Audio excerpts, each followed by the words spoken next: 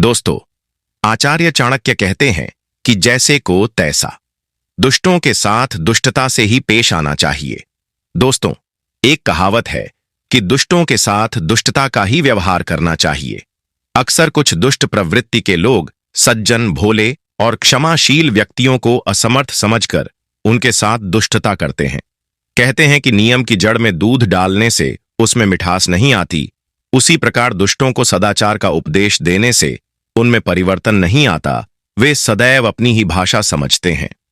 दोस्तों, एक नगर में 4 चोर रहते थे। वे लोगों के घरों में डाका डालकर सारा धनमाल लूटते थे। चुराए हुए धन को एक बड़े से पतीले में रख देते थे। उसी में से धन निकालकर वे चारों अपना खर्च चलाते थे। लेकिन उन्हें हरदम इस बात का भय बना रहता था कि कहीं कोई उनके पतीले को चोरी न कर ले। काफी दिनों से चोरी करते करते उनका मन भी अब चोरी से उठ चुका था। एक दिन उन्होंने आपस में बातचीत की। तभी उन चारों में से एक चोर बोला, भैया, हम काफी दिनों से लोगों का घर लूट रहे हैं, पर चोरी के धन से कोई खास प्रगति नहीं कर पाए। जान को संकट में डालकर धन चुरा कर लाते हैं और दूसरे हाथ से उसे खाने पीने में ही उड़ा देते हैं। हम ढाक के 3 पात ही बनकर रह गए हैं। बुरे मार्ग पर चलकर धन कमाते हैं और बुरे कामों में ही उड़ा देते हैं। बड़े बुजुर्ग लोग कहते हैं कि मुफ्त का धन सदैव तकलीफ देता है। कभी किसी चोर को आपने उन्नति करते नहीं देखा होगा। उसके घर की हालत देखोगे तो आपको टूटी फूटी ही नजर आएगी। कहते हैं मुफ्त का धन मनुष्य के अंदर कई सारे अवगुण भर देता है, उसके जीवन का सुकून छीन जाता है। तब दूसरा चोर कहता है, हां भैया, तुम ठीक कहते हो, हमारा काम कुछ उचित नहीं लगता है। हर समय संकट सिर पर मंडराता रहता है।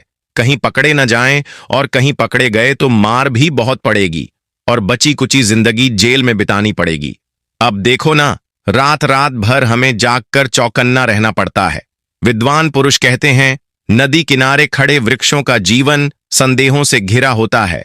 न जाने कब बाढ़ आ जाए और वो टूट कर बह जाए। दूसरे की पत्नी बन जाने वाली स्त्री कभी भी ठुकराई जा सकती है। बिना मंत्री का राजा कभी भी अपने राज्य से हाथ धो बैठता है। बुरे मार्ग से धन कमाने वाले कभी भी अपने जीवन को खो सकते हैं, ऐसा विद्वान लोग कहते हैं। अन्याय के द्वारा अर्जित संपत्ति केवल 10 वर्ष तक ही ठहरती है। 11 वर्ष में वह मूल सहित नष्ट हो जाती है। जैसे सर्पयुक्त घर में आदमी सुख से नहीं सो सकता, उसी तरह हम सब का जीवन है।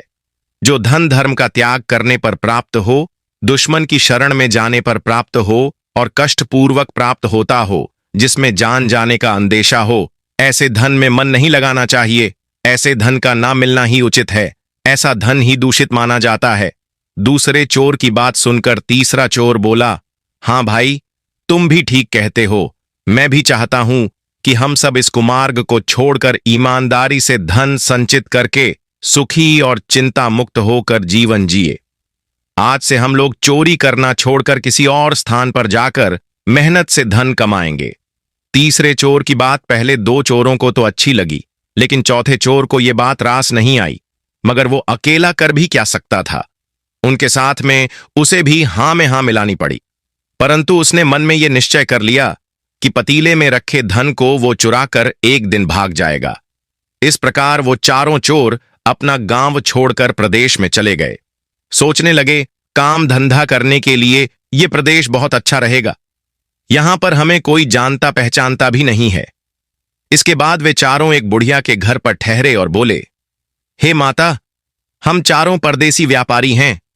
इस शहर में रहकर कुछ दिनों तक व्यापार करना चाहते हैं। क्या आप हमें कुछ दिनों के लिए अपने घर में किराए पर रहने के लिए स्थान दोगी? हम आपको कमरों का किराया भी ठीक ठाक दे देंगे। चोरों की यह बात सुनकर बुढ़िया खुश हो गई। सोचने लगी, इससे अच्छी बात और क्या होगी, हमें घर का किराया मिलता रहेगा। खुश होकर बुढ़िया ने उनकी खूब खातिरदारी की और बोली, बेटा, आपका जब तक जी चाहे तब तक यहां रहो। चोरों ने देखा कि बुढ़िया बहुत ही भोली भाली और सीधे स्वभाव की है। उन्होंने अपना धन का पातीला बूढ़ी मां को रखने को दे दिया और बोले, हे माता, जब तक हम चारों एक साथ इस पतीले को देने को ना कहें, तब तक तुम इस पतीले को मत देना। बुढ़िया ने कहा, ठीक है बेटा, जब आप चारों एक साथ मांगोगे तब मैं तुम्हारा पतीला तुम्हें लौटा दूंगी। बूढ़ी मां ने उस पतीले को अन्य बर्तनों के साथ मिलाकर रख दिया। उसने खोलकर नहीं देखा कि इसमें क्या है।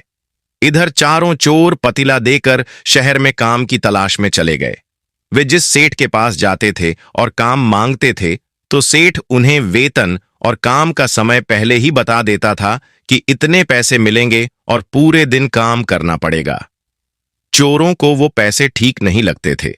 सोचने लगे कि जितने पैसे सेठ हमें 1 महीने में देगा उससे कहीं ज्यादा पैसे हम 1 रात में कमा लेते हैं। अब चोरी किए गए लाखों के धन के सामने 1000-2000 रुपए की तनख्वाह क्या समझ में आएगी। कहते हैं जिसे बैठकर खाने की आदत पड़ जाए वो कभी मेहनत करके नहीं खा सकता।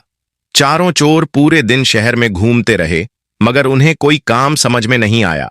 लाखों का चस्का जिसे लग जाए उसे 2-4 हजार अच्छे नहीं लगते।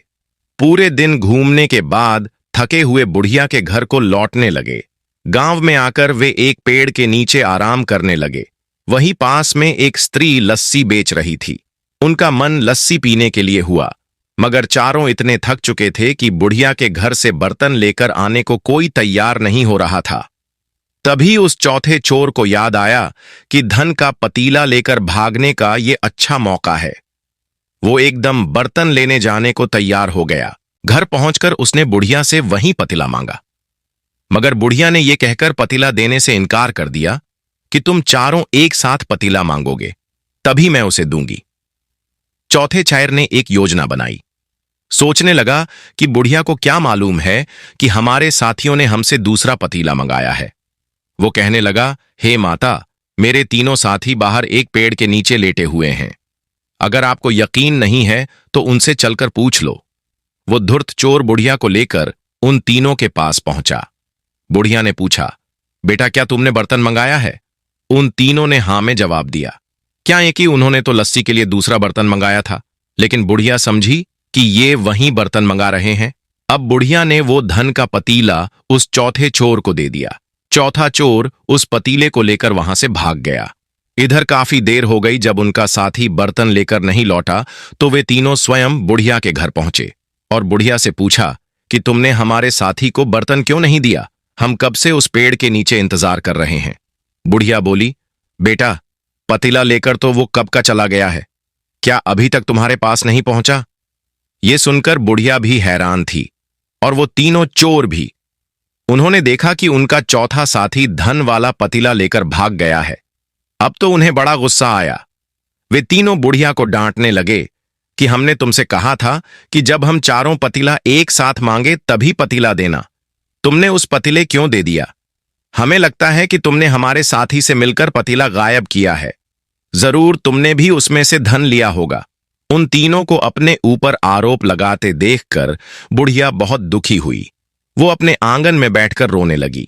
तीनों चोरों ने राजा से इस बात की शिकायत की। राजा ने फैसला किया कि बुढ़िया की लापरवाही के कारण धन का पतीला गया है, इसलिए धन की भरपाई बुढ़िया को ही करनी पड़ेगी। राजा का फैसला सुनकर बुढ़िया रोती हुई अपने घर को लौट आई।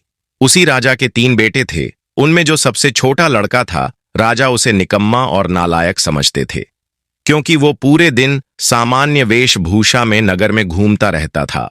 राजा के बेटे ने बुढ़िया को रोते देखा तो उसके रोने का कारण पूछा। बुढ़िया ने पूरी बात उसे सुनाई। छोटा राजकुमार बोला, हे माता, तुम चिंता ना करो, तुम्हारे साथ न्याय होगा। कल दरबार में मैं इस बात की आवाज उठाऊंगा और राजा से कहूंगा कि वे इस बात पर पुनर्विचार करें और सही सही फैसला करें। बुढ़िया को सांत्वना देने के बाद राजकुमार चला गया और अगले दिन उन तीनों चोरों को और बुढ़िया को दरबार में आने को कहा। तीनों चोर बुढ़िया को लेकर दरबार में पहुंचे। इधर छोटे राजकुमार ने अपने पिता से कहा कि पिताजी, आपने उस बुढ़िया का फैसला सही नहीं सुनाया। धन कोई और ले गया और हरजाना बूढ़ी मां भरे, ये कहां का न्याय है? अगर आप आज्ञा दें तो मैं इस बुढ़िया को न्याय दे सकता हूं। राजा ने अपने मंत्री से विचार विमर्श किया और छोटे राजकुमार को न्यायाधीश बनाकर कुर्सी पर बैठा दिया। राजकुमार ने उन तीनों चोरों को बुलाकर पहले उनकी बात सुनी। चोरों ने कहा, श्रीमान, हमने इस बुढ़िया को एक धन का पतीला दिया था और इससे ये कहा था कि जब हम चारों एक साथ मांगे तभी पतीला हमें लौटाना। पर इसने हमारे चौथे साथी के साथ मिलकर वो धन का पतीला उसे ही दे दिया। इसलिए सारा दोष इस बुढ़िया का है और हम अपना धन इस बुढ़िया से ही लेंगे। राजकुमार ने कहा, बहुत अच्छा, बूढ़ी मां तुम्हारा धन लौटाने को तैयार है, पर शर्त यह है जब तुम चारों एक साथ बूढ़ी मां से धन लौटाने को कहोगे तभी वो तुम्हारा धन लौटाएगी। पहले अपने उस चौथे साथी को लेकर आओ। अभी तो तुम 3 हो और शर्त के मुताबिक बूढ़ी मां तुम 3 को धन नहीं लौटा सकती। पहले अपनी शर्त पूरी करो, उसके बाद तुम्हें तुम्हारा धन मिल जाएगा। राजकुमार का जवाब सुनकर तीनों चोर हक्के बक्के रह गए। सोचने लगे, बात तो सही है, धन तो हमें तभी मिल सकता है जब हम चारों एक साथ मांगेंगे। चोरों के पास कोई जवाब नहीं था कि अब हम क्या करें। छोटे राजकुमार के फैसले से राजा और मंत्री दोनों सन्न रह गए। सोचने लगे, इसने तो हमारा ही फैसला पलट दिया। वास्तव में छोटा राजकुमार बुद्धि में बहुत तेज है। उसी समय राजा ने घोषणा कर दी कि हमारा अगला राजा हमारा छोटा बेटा होगा। समाज को ऐसे ही न्यायाधीश की जरूरत है कि किसी के साथ किसी तरह का अन्याय ना हो सके। बूढ़ी मां खुशी खुशी अपने घर को लौट गई और वे तीनों चोर वापस चले गए। कहते हैं, जैसे को तैसा, दुष्ट के साथ दुष्टता से ही पेश आना चाहिए, तभी बात बनती है। दोस्तों, क्रोध बुरा होता है, लेकिन जहां जरूरत हो वहां दिखाना भी चाहिए, नहीं तो गलत करने वालों को एहसास ही नहीं होगा कि वो गलत कर रहा है। कंस के साथ रिश्ते की शर्म करते तो श्री कृष्ण उसे कभी मात नहीं पाते। बुराई का विरोध जरूरी है, चाहे कोई आपका रिश्तेदार हो या कोई सगा संबंधी। लोग आईना कभी भी ना देखते अगर आईने में चित्र की जगह चरित्र दिखाई देता। यदि आपको किसी एक से शिकायत है तो उससे बात कीजिए, लेकिन अगर आपको अधिकतर लोगों से शिकायत है तो खुद से बात कीजिए। दोस्तों, एक गांव में एक सम्राट आने वाला था। सम्राट के दरबारी ये खबर लेकर गांव में पहुंचे और उनसे कहा कि सम्राट आने वाले हैं, सारी तैयारियां अच्छे से कर लेना, कुछ खास खास लोगों को भी तैयार कर लेना, उन सबको सम्राट के सामने दरबार में पेश करना है। लोग बहुत खुश हुए कि सम्राट से मिलेंगे। उस गांव में एक फकीर भी रहता था, लोग उसे बहुत मानते थे। लोगों ने कहा कि हमारा फकीर भी जाएगा। फकीर ने बहुत कहा कि मुझे इस दुनियादारी की बातों से क्या लेना देना, ना ही मुझे ये तौर तरीके मालूम, ना ही ये शिष्टाचार मालूम, मेरी तो अपनी एक अलग ही दुनिया है। पर लोग मानने को तैयार नहीं थे। लोग कहने लगे कि आपको तो जाना ही पड़ेगा, बल्कि आपको तो हमारा प्रतिनिधि बनकर खड़ा होना होगा। हम आपको सिखाएंगे, सारे उत्तर बताएंगे। सम्राट जो भी पूछ सकता है वो उत्तर आपको पहले से ही तैयार कर बता देंगे, लेकिन आपको जाना तो पड़ेगा। फकीर के पास अब कोई चारा नहीं था हां करने के अलावा, तो उसने हां कर दी। अब गांव वालों ने सिपाहियों से पूछा कि राजा क्या क्या पूछ सकता है, तो सिपाहियों के बताए आधार पर फकीर को 4-6 उत्तर सिखा दिए गए।